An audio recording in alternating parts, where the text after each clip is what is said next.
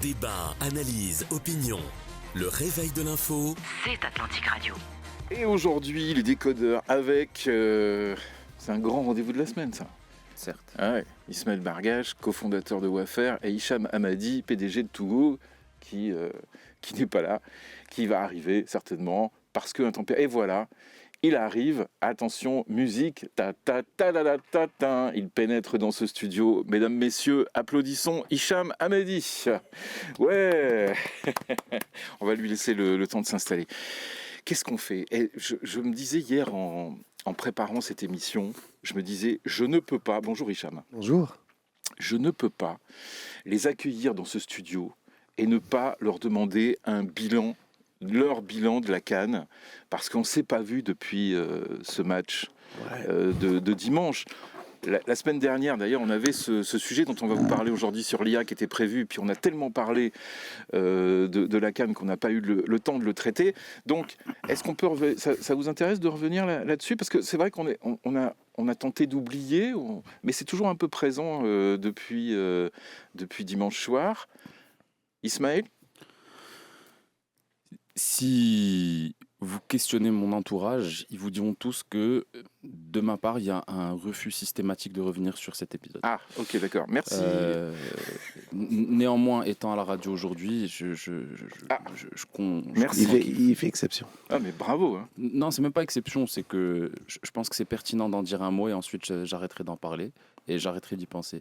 Mais en même temps, vous avez fait votre propre... J'y arrive. Ok, d'accord. Deux points extrêmement distincts l'un de l'autre. Dans la forme, ce qui de mon point de vue est le moins important. Dans la forme, on a un Pape Thiaw qui a gagné la CAN mais qui a perdu son honneur.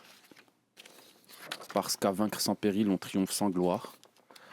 Parce qu'il a mis un point d'honneur à leverager la propagande qui a été entamée par les Algériens quelques matchs avant, pour commencer même avant le match à faire sortir la rencontre de son aspect sportif et pour l'amener sur quelque chose qui n'avait rien de sportif. Il a réussi son coup. Il a été magistral dans sa tentative de sortir le match de son aspect sportif et il a pu leverager tout ça pour gagner la CAN, encore une fois, en perdant son honneur. De mon point de vue, il ne faut surtout pas tomber dans sur cette partie-là de la question, il ne faut surtout pas tomber dans le fait de faire un amalgame malveillant qui consisterait à marginaliser tous les Sénégalais. Les Sénégalais sont nos frères. En revanche, moi je pense que ce serait extrêmement grave qu'il n'y ait pas des sanctions qui soient exemplaires et historiques vis-à-vis de Pape Thiaw.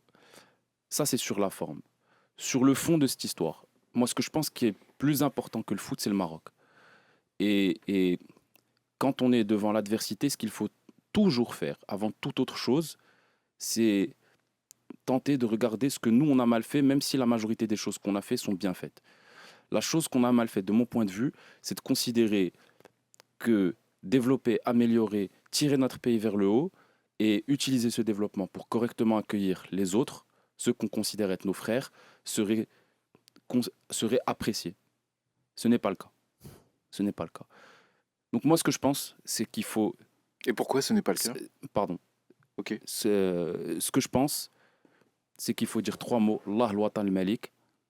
Il faut continuer sur la voie qui est la nôtre. C'est-à-dire celle du développement de notre pays. Parce que ce qu'on a vu l'autre soir, c'est que notre pays n'est plus, alhamdoulilah, n'est plus à l'image de l'Afrique. C'est triste à dire, mais ce qu'on a vu dimanche soir, c'est l'Afrique. C'est extrêmement triste, c'est une parole que je n'ai aucun plaisir à sortir de ma bouche, mais ce qu'on a vu, pas juste l'autre soir, même avec la propagande qui a été véhiculée par le voisin malveillant, dès qu'ils ont perdu leur match, c'est l'Afrique. Ce qui s'est passé ne se serait jamais passé si on avait... Pardon. Oui. Ne se serait jamais passé si on avait été en Europe. Ce qui s'est passé, Pape Thiaw ne se serait pas permis de faire ce qu'il a fait s'il n'avait pas été en Afrique. Ni en Coupe du Monde. Hein. Absolument. Absolument. Ça c'est sûr. pourtant, ce que vous dites là, on peut identifier ça comme une espèce de cliché sur l'Afrique. L'Afrique, c'est l'Afrique. Okay. Là, pour le coup, c'est pas un cliché, on l'a vécu. Ouais. On l'a vécu, on était dans ce qui se produit de pire. En tout cas, on analyse comme ça. Écoutez, est-ce que de votre point de vue, il y avait but sur le but des Sénégalais, il n'y avait pas pénalty sur le Maroc? Ah non, mais moi je veux pas revenir sur cette discussion-là. On peut objectiver, cet échange autant qu'on veut. Je suis tout à fait d'accord avec ce que vous avez dit. Ok, d'accord. Donc, Hicham Hamadi. Non, clairement, il a raison. Il a raison. Ce qu'on a vu, c'est une image du football, pas l'Afrique, mais le football africain qui est qui ne correspond pas à la prétention, à l'ambition qu'on avait pour notre continent. Donc oui, il a complètement raison, mais derrière tout cela, il y avait effectivement un bruit créé par des gens malveillants et qui ont fait qu'on en arrive là. Et donc j'adhère parfaitement, à 100%, avec zéro réserve. Mais il faut qu'on fasse notre autocritique.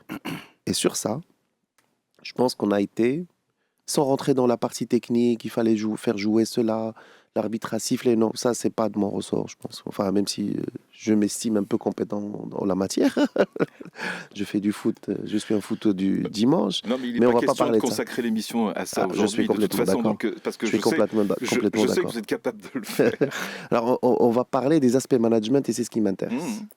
C'est ceux-là qui, aujourd'hui, à mon sens, ont fait la différence. Pour moi, il y a 2 événements majeurs pendant cette finale qui ont fait basculer cette finale de cette manière et qui ont fait qu'on l'a perdue. Parce qu'à la fin, comme disait Smaïl, il a réussi son coup, il a eu la coupe. On peut qualifier comme on veut, mais il l'a eu à la fin. Okay. Donc il y a 2 événements qui, pour moi, sont du ressort du management et du ressort de la gestion du match. Le premier événement, et c'est malheureux qu'on en arrive là, c'est qu'il y avait une serviette et que à un moment, ce n'est plus... Enfin, c'est en général fun quand c'est les spectateurs qui regardent la serviette, quand on enlève la serviette, la limite, ça fait sourire, ça fait rire, voilà. Mais quand les joueurs et que le banc de touche marocain s'occupe de cette serviette, il y a un problème. Ça veut dire qu'on a transmis un message aux joueurs d'une manière indirecte en disant, vous savez quoi, le ballon ne rentre pas parce qu'il y a une serviette. Et l'équipe adverse, on en a fait aussi un point important, cette serviette ne va pas partir. Et donc c'était une bataille sur une serviette. Et c'est malheureux qu'on en arrive là. Bah, laissez-les avec leur serviette. S'ils se cachent derrière une serviette, c'est pas grave. Oui, c'est pas le sujet. Il fallait évidemment oublier cette serviette. Bah oui. Et donc dans le mindset et dans l'arrière-pensée des joueurs, il y avait quelque chose de surnaturel qui nous empêchait de marquer. Donc ça, c'est le premier événement. Et ça, c'est du domaine du management. C'était lunaire de voir un Hakimi s'occuper de la serviette. Même pas Hakimi, c'était Sibari qui lisait du Coran en regardant le gardien remplaçant. Et c'est inacceptable. Ouais. C'est inacceptable. Non, mais... Si. Franchement, on est en train de tomber très bas. Là. Mais non, Mais vous voulez que j'en rajoute une? Je trouve ça inacceptable aussi d'avoir que la CAF ait laissé quelqu'un comme Claude Leroy en bord terrain. Oui, un blanc. Bien sûr, je suis d'accord. En français, je suis complètement d'accord. Je comprends pas. Qu'est-ce qu'il fait là? Qu'est-ce qu'il fait là? Qu'est-ce qu'il fait là? Sélectionneur du Sénégal. On s'éloigne du sujet. Ouais. Non, c'est complètement dans le sujet. C'est complètement dans le sujet. La fachette, ni Claude Leroy, faut arrêter. C'est pas. Smaïl, on peut parler que des manigances des autres.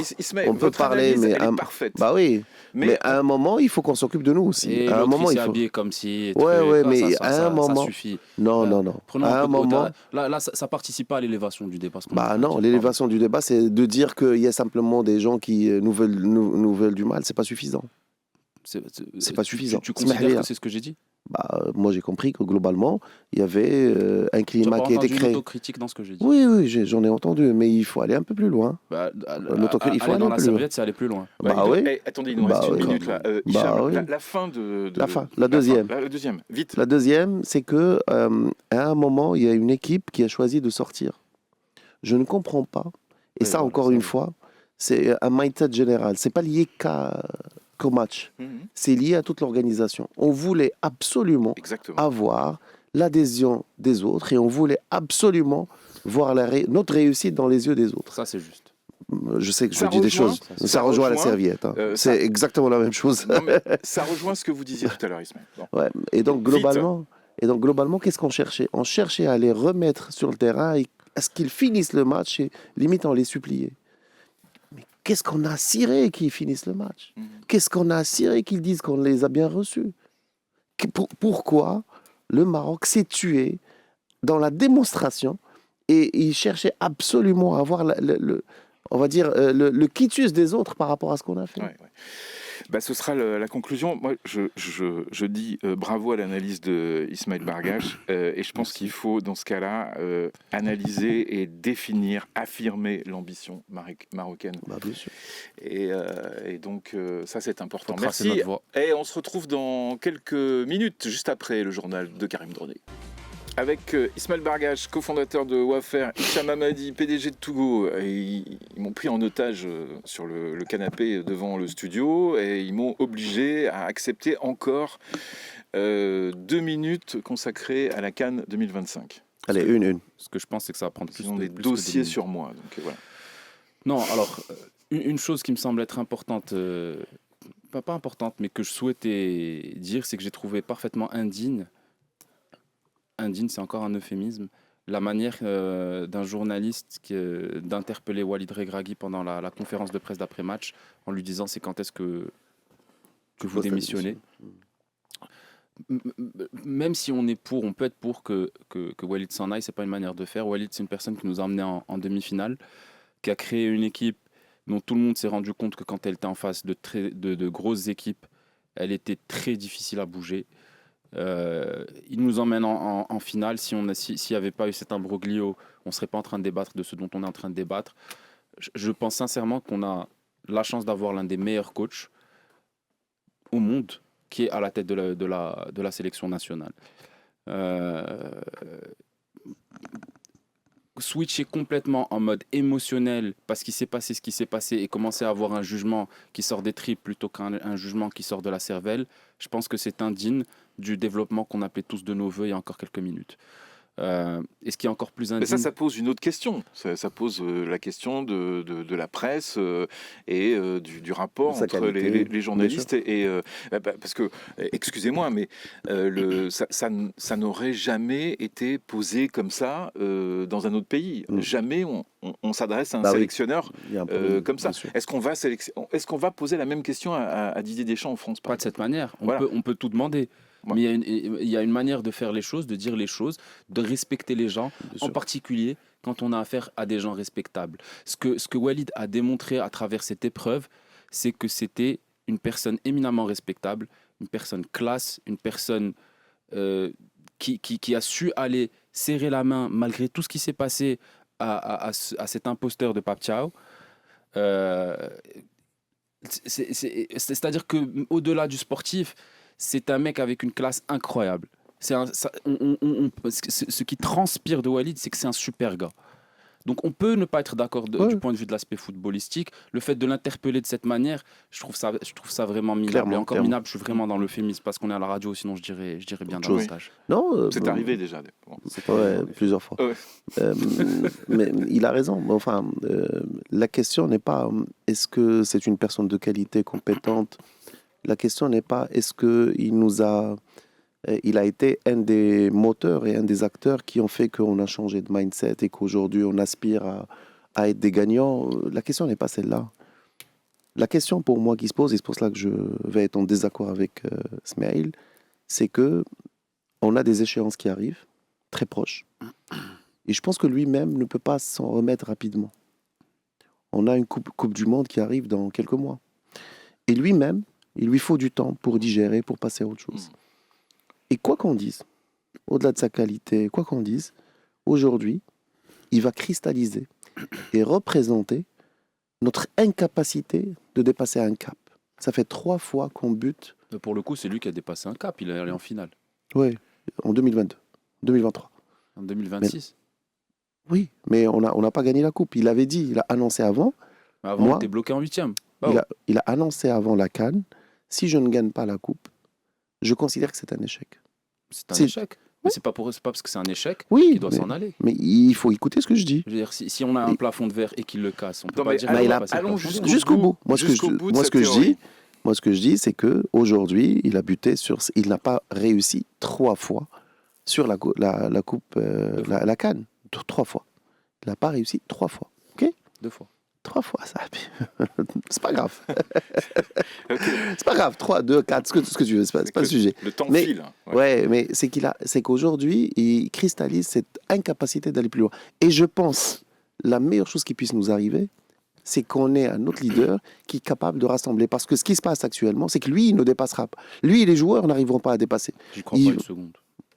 Hein ? J'y crois pas une seconde. Bah, c'est un peu le débat. Franchement, ce qui s'est passé, il faut voir ce qui s'est passé dans les vestiaires. Il faut regarder des gens infollow, enfin des joueurs qui infollow sans compte.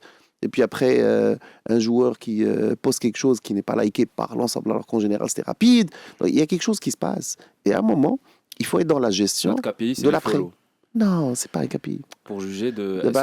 Je n'aime pas ta manière de ramener ce que je dis à. C'est des indices. Je le fais exprès. Bah, je sais.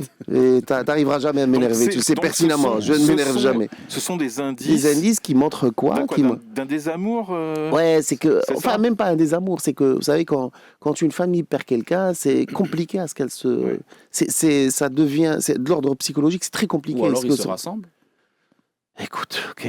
Un petit team building. Ouais, exactement, un petit team building. Ouais. On n'a pas le temps. On n'a pas le temps, il y a une Quelle est échéance notre qui meilleure arrive. probabilité?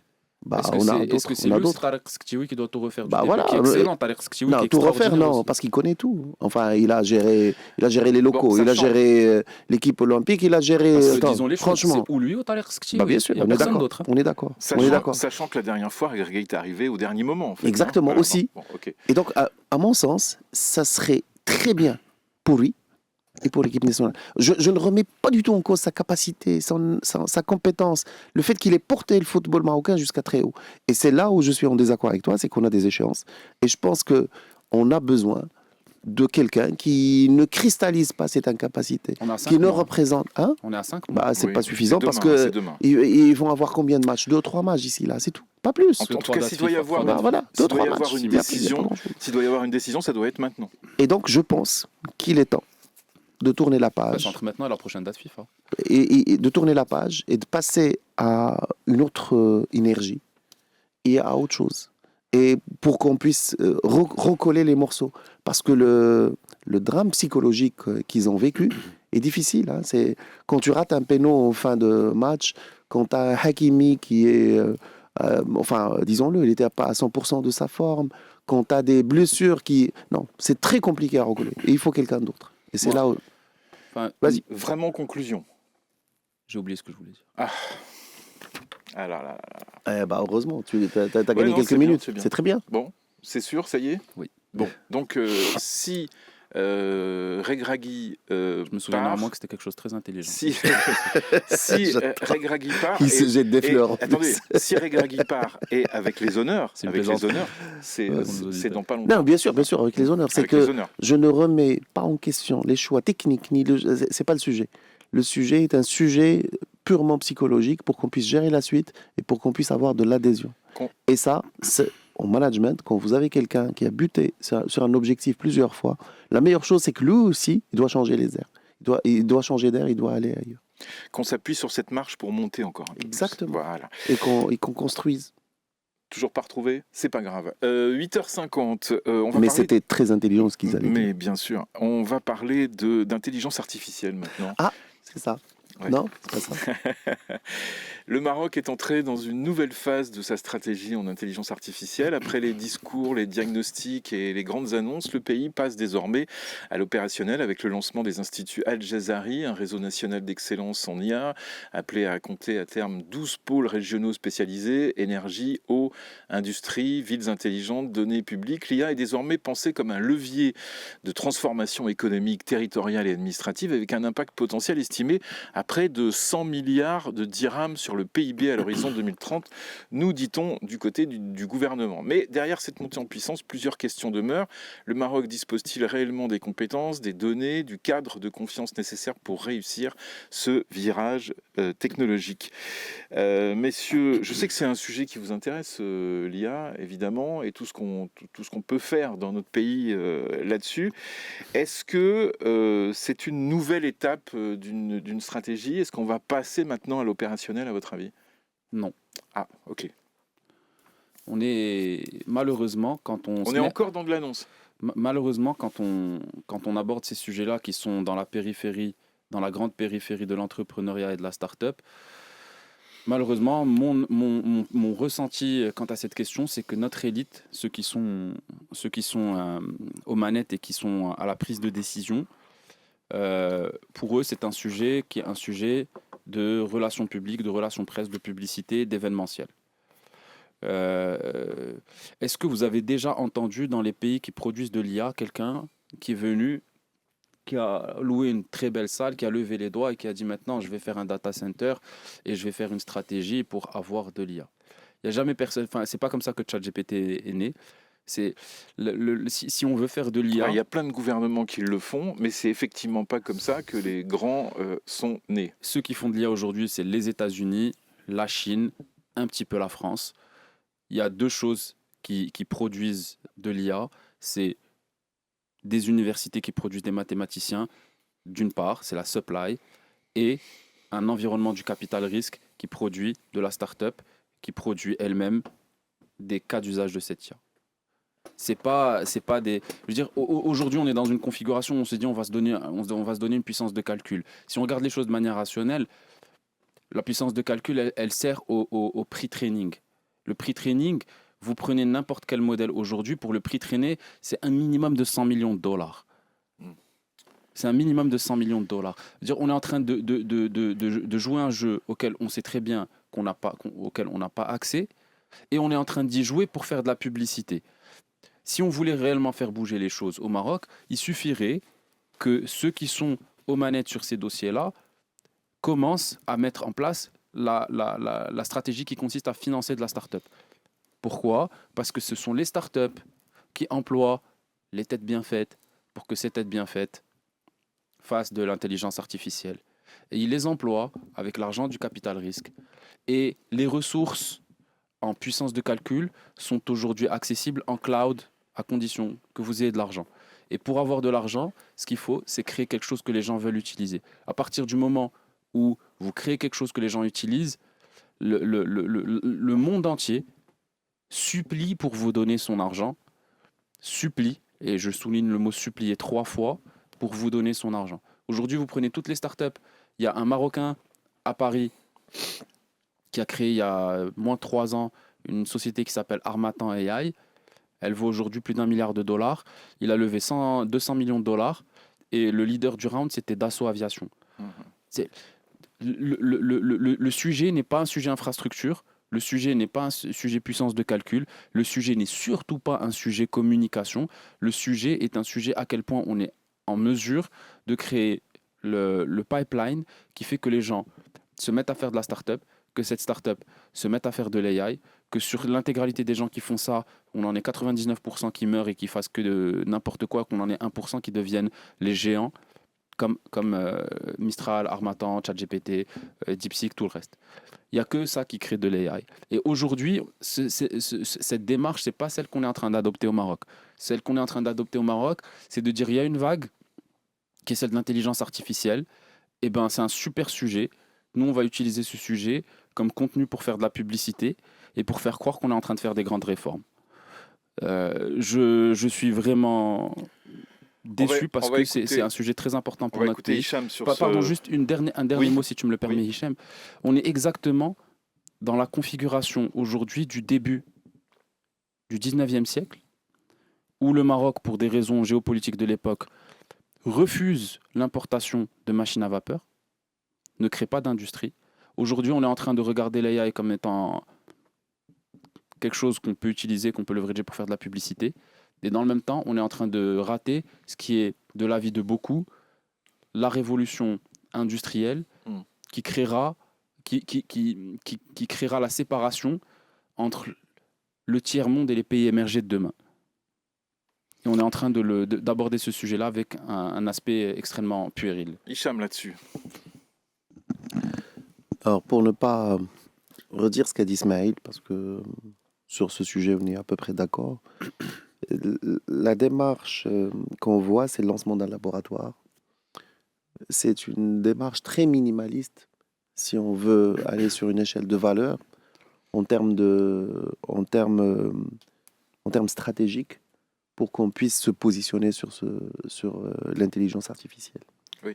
Ces instituts-là, Al-Jazari, ils répondent à je dirais, une réalité politique, puisque en fait, c'est une réalité territoriale. C'est ça. Voilà. On est sur quelque chose, si on est sur une échelle de 1 à 10 en termes stratégiques pour qu'on puisse s'orienter vers ça, on est sur 0,5 ou 0,1. On est loin de ce qu'il faut faire. Et donc, je comprends quand Smaïl dit que c'est un sujet plus de communication que de réalité de création de valeur, parce que la réalité est que il va falloir qu'on pousse effectivement la création d'entreprises qui adoptent, qui travaillent sur cette technologie, et surtout faire à ce que cette technologie soit utilisée partout. Et que une des meilleures choses, enfin, moi j'aurais souhaité qu'on puisse acter l'adoption de l'intelligence artificielle dans des secteurs tels que la santé, tels que la justice, toute l'administration. Et donc oui, c'est une démarche complètement, entre parenthèses, enfin pas entre parenthèses réellement, déconnectée de la marche à suivre si l'objectif était de se positionner sur ce secteur. Et je pense que on n'y est pas du tout. Et on est sur plus une démarche, comment dire, je trouve pas le qualificatif. Je dirais qu'elle est plus étatique en fait. J'ai peur d'utiliser un qualificatif qui puisse être universitaire. On est dans une démarche universitaire. Ouais, très juste. Voilà. Très juste. Mais j'ai peur qu'il soit mal pris. Non, je peux dire autre chose. Ouais. Moi, je trouve qu'elle est très austère, cette démarche. Elle n'est pas du tout sexy. Non, mais ça, on s'en fout à la limite. Non, mais si, c'est important. Ça peut être sexy si c'est efficace, pas sexy si c'est efficace, c'est très bien. C'est très bien. Mais ça devrait. Je vous rappelle quand même qu'on doit faire rêver les jeunes là, sur oui, l'IA. Mais pour faire rêver les jeunes, il faut créer des super succès. Non, mais ce que vous avez dit tout à l'heure, c'est très bien. Sur le mécanisme. Voilà, Mistral AI, etc. Ce que vous avez dit tout à l'heure, c'est très bien sur le mécanisme. Le mécanisme, startups, financement, etc. C'est le point de départ. Ça existe en Inde, ça existe en Corée du Sud. Ça existe partout. Ça existe ça existe au Maroc. Je veux dire, on peut aller chercher. Sauf que c'est pas opérationnel, voilà. Sauf qu'on n'a pas mis suffisamment, à mon sens, de moyens. Ce que je veux dire, c'est que c'est très performant en Inde, en Corée du Sud, ça marche. en Allemagne ou dans d'autres pays. Pourquoi on tente pas cette parce aventure-là ? Parce que la démarche, elle est, comme je disais, je vais reprendre le mot, du moment que j'ai de l'adhésion ici, même si je sais que les gens vont se dire « Ah bah non, il faut pas insulter les universitaires ». C'est une démarche. Une insulte. Ouais, mais l'université, pour elle, c'est une opportunité, la start-up. À partir du moment où vous avez quelqu'un qui crée Google, je suis complètement d'accord. Il emploie que des gens qui j'ai peur que ça soit. Bref, c'est pas antagoniste. Hein. Bien sûr. Et donc cette démarche, elle est plus.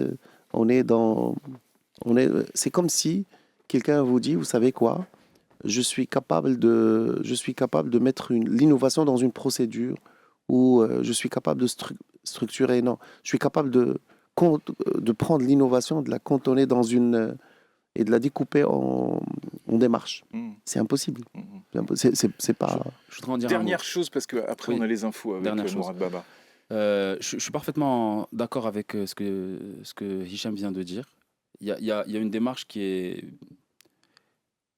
pas universitaire, sans que universitaire soit un mot péjoratif. C'est ça. Ce que je pense, c'est qu'il faut réussir à mettre l'université, à la faire travailler avec la start-up.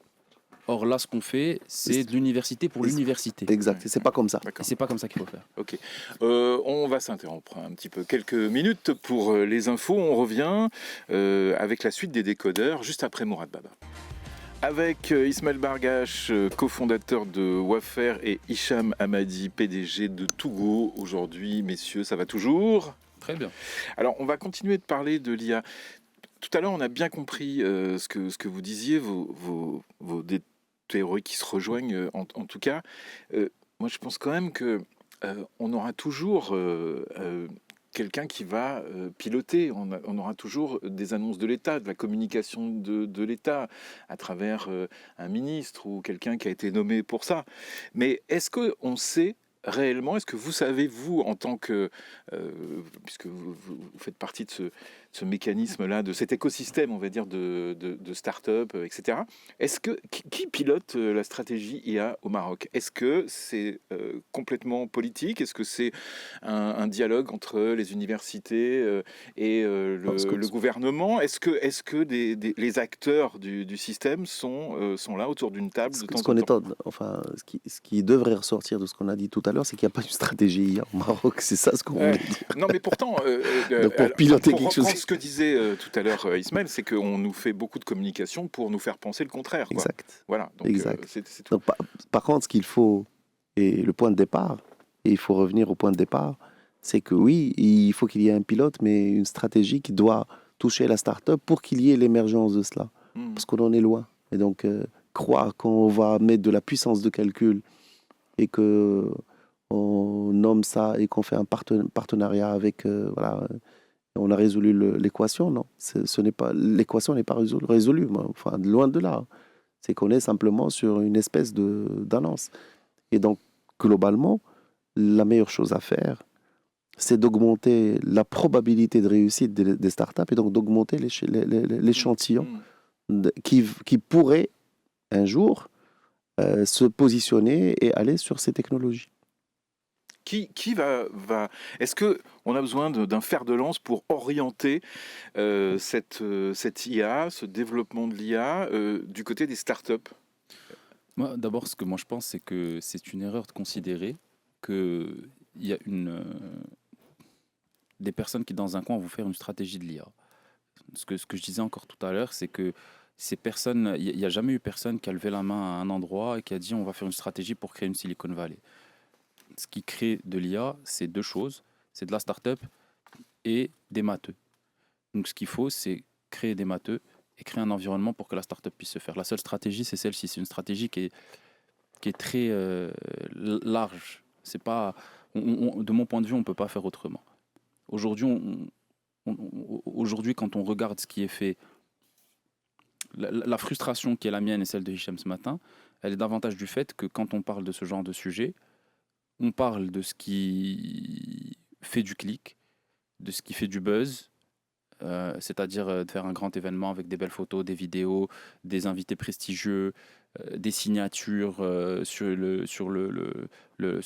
stage, des stars d'autres pays qu'on invite. Il y avait le patron de Mistral AI qui, au demeurant, est incroyable, plein de bon sens dans tout ce qu'il raconte. Et on oublie le principal. Mais pourquoi il vient, le patron de Mistral AI, en fait? Lui joue sa partition. Aujourd'hui, la plus grosse source de revenus de Mistral, c'est le B2B et le B2J. Et donc, il joue sa partition. Il est là pour vendre. Aujourd'hui, quand vous êtes un producteur d'AI, le modèle économique pour créer de la rentabilité n'est pas encore évident. Et il y a deux grandes voies qui sont testées.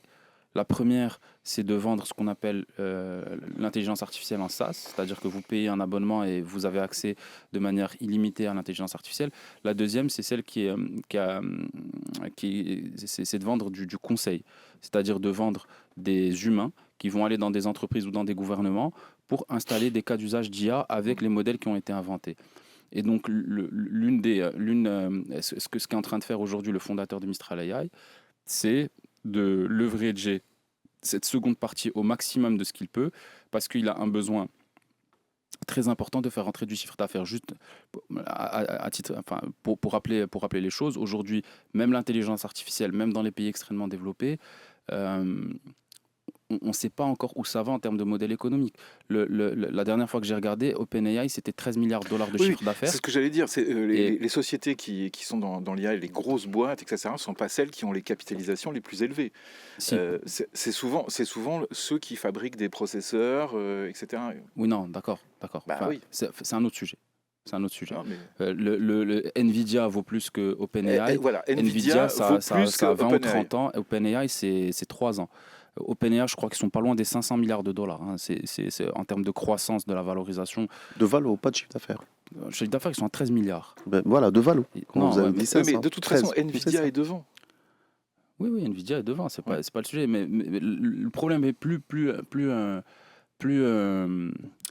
on a divergé, on était en train de parler d'autre chose et vous m'amenez à ça. Désolé, je sais plus qu'est-ce que vous voulez. Non, Donc, pour en revenir au Maroc, au Maroc, le sujet c'est qu'on veut faire. Il y a quelque chose de très important à faire qu'on ne fait pas. Cette chose qui est très importante à faire, c'est ce qu'on a dit qu'on allait faire depuis maintenant 3 ans et qu'on n'a pas encore mis en œuvre. Et cette chose-là, c'est de dire on va financer des fonds très prestigieux pour qu'ils investissent dans la start-up marocaine et la surcharge pour créer du succès marocain. Moi, mon avis quant à cette question, c'est que dans les hautes sphères marocaines, on a eu cette stratégie, mais on n'y croit pas. On se dit c'est de l'argent mal dépensé. Et le fond du problème qu'on a au Maroc, c'est vraiment celui-ci. C'est vraiment celui-ci. C'est-à-dire qu'on a des personnes qui sont très haut placées dans le pays et qui sont en train de se dire la machine à vapeur, ça vaut pas le coup qu'on la fasse venir au Maroc. Et en fait, c'est pas, pour abonder dans ton sens, c'est pas une question d'y croire. Ce n'est pas la priorité du moment. La priorité du moment, et ça, je fais le parallèle avec notre secteur qui est la mobilité. Et ça a été toujours une constante chez nous. Et d'ailleurs, c'était une constante de ce gouvernement. C'est l'emploi précaire ou la paix sociale. C'est toujours la première priorité. Et donc, c'est pas antagoniste. Non, mais ce que je l'explique. J'explique en fait. On met en avant les emplois aussi dans cette stratégie IA. Bien sûr, sauf qu'il n'y aura pas d'emploi s'il n'y a pas de start-up. Exact. S'il n'y a pas de production de papier A4. Et donc oui, en fait, je ne fais que l'expliquer. C'est pas une question de croire ou pas. C'est qu'à un moment, et ça c'est un arbitrage qui fait tout le temps, et c'est un faux, à mon sens, ce n'est pas le bon arbitrage parce que il est très court-termiste et il est très lié à un mandat politique. Il n'est pas sur le long terme. Et du coup, enfin, on l'a vu, le gouvernement qui avait investi quelques milliards sur des stratégies d'emploi précaires et d'emplois qui ne dépassent pas le SMIC et qui c'était des milliards et des milliards. Et puis après, des investissements sur des stratégies qui, avec quelques moins d'1 milliard, je pense, qui étaient plus dans la lignée de la communication que tu disais, sans citer ces stratégies. Et donc c'est ça. À un moment, ils sont face à ce choix. Et typiquement, si on va sur la mobilité, la paix sociale, c'est ce qui prime. Ce n'est pas le choix tranché de dire, bah tiens, on fait ainsi ou on ne fait pas ainsi. Et donc, pour revenir à ta question, qu'en tire Mistral ? Bah, de la légitimité et du déploiement de sa stratégie, de sa technologie partout. Et des dollars sonnant. Et de l'argent à la fin. Donc, il en tire profit. Lui, c'est là, l'image ou la photo pour lui est plus importante que pour nous. Hein. C'est, voilà, quand il dit que nous avons un accord avec un gouvernement, dans le cas d'espèce, le gouvernement du Maroc, qui aujourd'hui adopte ma technologie. Bah, franchement, pour lui, tout est. Alors, l'une des choses, pardon, un point. Oui, ok. Après, j'ai une dernière question. Avec plaisir. Un point important. On est en train de créer le terreau fertile pour demeurer consommateur plutôt que producteur. En particulier dans ce secteur qui est l'IA. Bien sûr. Parce que ce dont on ne se rend pas compte, c'est que cette nouvelle discipline est en train de révolutionner l'industrie dans le monde, l'industrie de manière, pas l'industrie, les usines, mais l'industrie, c'est-à-dire le marché dans sa globalité dans le monde. Et le fait d'être producteur est davantage du fait d'un momentum plutôt que d'un processus. Et c'est du fait d'un momentum parce que ces business-là, et on en a parlé à plusieurs reprises sur ce plateau, sont network effect driven. Ce que ça signifie, c'est que plus ils sont grands, plus il est facile pour eux d'être grands, et plus il est difficile pour n'importe quel autre player de les concurrencer, au même titre que Google. On a aujourd'hui l'opportunité de créer des Google, les Google du futur, un peu partout dans le monde. Il y a un momentum très particulier parce qu'en plus, cette discipline qui est éminemment technique et difficile a une particularité qui est du fait de notre époque, est open source, même pour les meilleurs modèles. Technologie étant complètement ouverte et Absolument. accessible. Et nous, on est en train de faire tout ce qu'il faut Pour faire le contraire. pour faire le contraire, pour faire de la publicité Alors, Une techno. et ne pas devenir producteur. Ma dernière question, c'est ça. Est-ce qu'il faut un changement de vision? Vous allez comprendre pourquoi je pose la question. On est en 2026. Hein. Est-ce qu'il faut un changement de vision politique pour ça? Est-ce qu'il faut, à la tête du prochain gouvernement, quelqu'un qui soit conscient de l'importance de tout ce que vous avez dit, développement des faut pas startups, un changement. financement, etc., etc. Ce qu'on vous dit depuis tout à l'heure, c'est que les gens qui sont, non, qui sont aux décisions, oui, qui sont aux manettes, n'y croient pas. Je sais bien, mais... En fait, il ne faut pas un changement de vision, il faut une vision. Oui, d'accord, ok. Mais Je vous jure. vous savez bien C'est que aussi ça ça. passe. Vous savez bien que ça Bah, passe. il Vous faut savez une bien que ça vision. passe par une personne. En tout cas, voilà, c'est ça. Moi, j'aimerais dire juste une chose, c'est que je suis fan absolu des crochets du droit dans pleine mâchoire de Hicham Ahmed. Oui, Bah, c'est merci. Vrai, c'est vrai. Je le prends avec plaisir. Un ring, cette émission. Non, mais- Attendez, non, parce que sinon, on peut pas. On peut pas. Donc, J'allais en tant placer pis, une autre. je fais. Ah bon, bah, la fin. La fin, directement. Allez-y. Fin du- Non, allez-y. Non, allez-y, ça y est. Ça y est, je suis fâché. tous les deux là, Je suis fâché, Bon, alors- ça y est, je peux Alors, pas. gling, fin du round. Vous écoutez les décodeurs d'Atlantic Matin. Les débats express. Vision. Je fais une vision. Il faut que j'ai des bruitages dans cette émission. On va remédier à ça. Hein. Tu vois quel type de bruitage on peut avoir hein, d'un match de boxe. Voilà, c'est ça. Et une vision, elle transcende. Elle transcende le temps. Et ce qu'on a, c'est qu'on a annoncé qu'on avait une stratégie il y a 3 ans. Et aujourd'hui, on n'arrive pas à la mettre en place. Et vous me dites changement de vision. Non, mais c'est. Mettons en place ce qu'on a dit d'abord. Faisons-le bien. C'était le mot vision n'était peut-être pas. Non, mais le tu as meilleur raison. mot. Non, Voilà, c'était c'est le mot. Vous voyez Mais ce que je veux dire. Mais en fait, j'adore parce que, en fait, c'est le point, c'est celui-là. C'est quelle vision on a de notre pays, quelle vision on a de la techno, quelle vision on a. Mais on rejoint ce qu'on disait sur le foot. Le tout foot, à l'heure. bien sûr. C'est Bien incroyable. sûr. La justice marocaine vient d'ordonner le blocage immédiat d'une vingtaine de sites de paris sportifs en ligne, accessibles depuis le Maroc sans autorisation légale. Cette décision prise le 12 janvier par le tribunal commercial de Casablanca fait suite à une plainte de la Marocaine des Jeux et des Sports, la MDJS, titulaire du monopole légal sur les paris sportifs dans le royaume. Alors les opérateurs télécoms nationaux sont désormais tenus de filtrer l'accès à ces plateformes sous peine d'astreinte financière dans le but de faire respecter le cadre juridique des jeux et de protéger les parieurs. Quelle est votre réaction sur ce qui se passe en ce moment, évidemment, qui a été un petit peu stigmatisé lors de la CAN, évidemment, parce qu'on a vu arriver pas mal d'opérateurs, alors ce qu'on peut appeler des opérateurs clandestins, et puis, mais aussi des opérateurs qui ont pignon sur rue à l'international. Voilà. C'est un sujet, encore une fois. Moi, je comprends, dans le cas d'espèce, je comprends ce qu'a fait la Marocaine des Jeux et des Sports. C'est dans la lignée. Eux, ils sont dans leurs droits. Droit. Voilà, exactement. Maintenant, il faut voir de quoi on parle, de combien on parle et de quoi on parle. Pour pouvoir utiliser, parce que c'est des sites, on va dire étrangers, pour pouvoir aller parier sur ces sites, les gens vont utiliser des cartes bancaires. Ouais. Okay. Ces cartes bancaires ne peuvent pas aller au-delà de votre capacité de payer à l'étranger. 110 000 dirhams par an. Voilà. Et encore, parce que les opérateurs tels que Mastercard et Visa bloquent le Merchant ID qui correspond au gambling et tout ça. Donc le chiffre peut être divisé facilement par 4 ou par 5. Donc on parle pas de... mon propos, c'est qu'on ne parle pas de grand-chose. 2, moi je me poserais la question, pourquoi les gens vont vers ces sites? Pourquoi? Parce que c'est comme la crypto, c'est comme...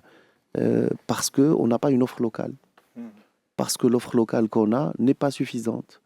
Parce que... voilà. C'est comme la crypto, c'est vrai. Combien de Marocains ont des abonnements il y a très longtemps, ils ont dit 1 million. Je pense qu'on est à... Exactement. Que tous les Marocains en ont. que tout le monde a testé Binance et que tout le monde a... Non, la question, c'est qu'est-ce qui fait que on va consommer ce produit plutôt que consommer un produit local? C'est parce que voilà, l'offre dont on dispose n'est pas suffisante. Et oui, certes... Il n'y a pas assez d'offres, c'est ça. Il n'y a pas Plutôt, parce qu'on n'est pas là pour critiquer la MDGS qui fait par ailleurs... Non, mais c'est très bien. Ce qu'ils font, qui s'est développé à un très très grand rythme. Younes fait du bon boulot. Enfin, dans le cas d'espèce, le patron de la MDGS, quand il a pris la MDGS, il a fait x4 ou x5 multiplier le chiffre d'affaires. Et c'est le premier contributeur du sport national. Hein. C'est tout le résultat. Oui. Il va, donc, il fait un bon boulot et ça finance une bonne partie de notre sport. Mais derrière, il va falloir qu'on se pose la question de la modernisation de nos outils et de nos produits et de la diversification. On a une MDJS, on a une loterie, on a, j'oublie le nom, mais celle qui s'occupe de toute la partie chevaux, et je pense qu'on en a une quatrième. Donc, à mon sens, il faut qu'on mette de l'homogénéité. Il y a 2 ou 3 acteurs qui devraient être un seul acteur, et non pas chaque acteur seul, de un, pour mutualiser les efforts et surtout avoir la capacité d'aller au-delà des produits, parce que dans les paris, il y a les paris sportifs, il y a les paris, il y a les jeux de hasard, il y a plein de choses. Et donc, à mon sens, on gagnerait, encore une fois, à mettre de la technologie dans ce secteur et à moderniser les produits vis-à-vis du client final. Parce que le client final, s'il va vers ces sites, c'est parce que les produits sont attractifs. Et on doit aussi gérer ce besoin. Et on ne peut pas le gérer simplement par du blocage. On ne peut pas le gérer que en se disant, bah tiens, on va bloquer parce qu'on bloquera 12 sites et on aura 30 qui vont naître. Hein. C'est très simple. Les gars sont très intelligents, ils savent bypasser cela. Ils changeront le nom de domaine ou ils garderont le nom de domaine, ils changeront l'adresse IP, ils changeront plein de choses. Hein. Et ça sera accessible. Ou alors les utilisateurs utiliseront des VPN. Des VPN, bah oui, tout bête. Et ça le fait. Donc voilà. Non, mais c'est comme si... bien sûr, c'est comme si quand vous partez au Moyen-Orient, on vous dit WhatsApp, ça marche pas. Vous mettez un VPN et WhatsApp marche. Donc à un moment, il faut se poser la question de l'offre locale. Et à un moment, il faut se poser la question, pourquoi les Marocains sont sur ces sites? Et qu'est-ce qu'il faut pour qu'on puisse capter cette valeur? De combien on parle? Et qu'est-ce qu'il faut pour que cette valeur reste ici? Ismaël. Moi, j'ai du mal à analyser ce sujet-là autrement que par... Tu n'es pas joueur? Tu n'as... Non. Ah. Autrement que par le spectre du musulman que je suis. Ah oui. Alors, oui, c'est un... Il a raison. Oui. C'est un prisme. Oui. Moi, quand on parle de ce sujet-là, ce dont je me souviens, c'est que quand vous mettez un casino où que ce soit, ce que vous contribuez à faire, c'est d'appauvrir la zone de chalandise de ce casino-là. Et je peux pas regarder ce sujet-là en me disant qu'il faut l'inscrire dans ce que j'ai l'habitude de faire, c'est-à-dire une économie de marché libre. Parce que c'est un domaine qui a une particularité, c'est le qmar, c'est pas quelque chose que... Non, je comprends le parti pris et je le respecte. Maintenant, en tant qu'État, en tant qu'État musulman. Oui, même musulman, enfin, on doit gérer dans le cadre de la loi. Il faut juste rajouter en tant qu'État bien sûr. musulman. Non, qui se bat. Mais on est d'accord, enfin, on l'est. Mais la question qui se pose, on doit gérer ce qui est de l'ordre de l'interdit sur l'aspect religieux, mais qui est autorisé sur l'aspect civil. Et l'État devrait gérer cela. C'est comme la vente d'alcool, c'est comme plein de choses. Hein. Non, je suis d'accord. Voilà. Et donc on doit pas... Je ne suis pas en désaccord avec ça. Ouais. Mais c'est pour cela que... Je ne suis pas en train de dire qu'il faut l'interdire. Non, mais j'ai compris. Ça n'a jamais été mon propos. Oui. Ce que je dis, c'est que c'est pas bien. On est d'accord. Complètement. Mais on doit se dire, on doit avoir une offre qui est capable de répondre à un besoin marocain. Parce que, voilà, le fait de... Le fait qu'il y ait une... bien sûr, ça existe. Le fait qu'il y ait un produit qui donne l'espoir à quelqu'un de devenir riche par une simple mise de quelques dirhams est quelque chose qu'on doit maintenir parce que voilà, l'être humain a besoin de... beaucoup de gens. Oui, mais bien Si, sûr, mais après... bien sûr, mais non, ça, mais c'est après, on ne va pas parler d'éthique, il y a etc. l'éthique, C'était pas le propos. il y a le jeu responsable, il y a Oui, plein de voilà, choses, c'est il y a Moi, beaucoup de je sais pas mécanismes qui discuter sont... Non, mais- autrement que par le biais de ce spectacle. Non, mais Ouais. c'est bien. Bah, c'est pour voilà. c'est Très pour bien, cela très bien, qu'on... très bien. J'ai un dernier sujet, mais très très rapide, parce que j'adore faire ça. Ça vient de tomber, c'est tombé à 9h27. Donc voilà. Donald Trump affirme qu'il a conçu le cadre d'un futur accord sur le Groenland avec le chef de l'OTAN. C'est pas mal, hein. À combien Arrêtons, s'il vous plaît, il a pas lancé d'analyser Donald Trump au vu de ce qu'il dit. il a balancé un chiffre ou pas? Non, pour l'instant, il y a rien. Analysons Ça vient de le- tomber. Il n'y a Bah pas non, d'analyse encore. Non, donc, mais voilà. Donald On sait Trump, pas. quand il annonce quelque chose, C'est à Davos. C'est à Davos. hein. pour la prendre au sérieux, parce que Ouais. c'est un gars qui fait du business. S'il ne vous dit pas à combien et qui paye, c'est qu'il fait rien. Lui, s'il vous dit c'est ça, et ça coûtera tant, et voici celui qui paye, ah bah là, on est dans le vrai. Non, mais voyez ce qui Pour se l'instant, passe. non. Vous voyez Le ce qui se passe. Il business, fait une il est- déclaration. Il fait une déclaration ce matin. Hop, elle est mise en ligne. Et, Bah, bien sûr. sans rien d'autre, mais elle est déjà partout sur Bien tous les journaux du monde. quoi. Moi, ce que je pense, le plus sincèrement du monde, au sujet de Donald Trump, c'est que l'erreur que font beaucoup de gens, c'est d'analyser ce qu'il dit. Ce qu'il dit, c'est Surtout qu'on a bien du travail à analyser ce qu'il fait déjà. Absolument, Voilà. absolument. Donc, bon. Absolument. On a parlé de Maduro l'autre fois.